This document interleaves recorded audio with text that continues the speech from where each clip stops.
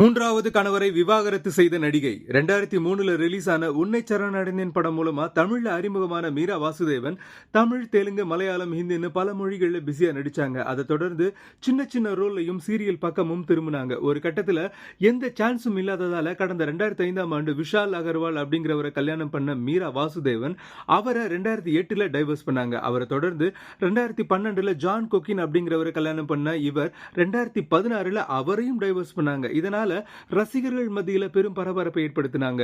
8 வருஷங்கள் சிங்கிளா இருந்த மீரா வாசுதேவன் கடந்த 2024ஆம் ஆண்டு விபின் அப்படிங்கிறவரை மூன்றாவதா கல்யாணம் பண்ண நிலையில அவரையும் இப்ப டைவர்ஸ் பண்ணிட்டதா அதிர்ச்சி தகவல் வெளியிட்டிருக்காங்க. அந்த வகையில 2025ஆம் ஆண்டு முதல் நான் மறுபடியும் சிங்கிள் ஆகிட்டேன்னு அதிகாரப்பூர்வமா அறிவிக்கிறதா பதிவு போட்டு அதிர்ச்சி கொடுத்திருக்காங்க. என் வாழ்க்கையில மிக அழகான மற்றும் அமைதியான கட்டத்துல நான் இருக்கேன்னும் பதிவு செய்திருக்காங்க. இப்ப 43 வயசாகிற மீரா வாசுதேவன் போற போக்க பார்த்தா வனிதா விஜயகுமாருக்கு டஃப் கொடுப்பாங்க போலேன்னு கிண்டல் பண்ணி தள்ளுறாங்க ரசிகர்கள். மேலும் முந்தைய திருமணத்துல இவருக்கு ஒரு மகன் இருக்கிறதும் குறிப்பிடத்தக்கது.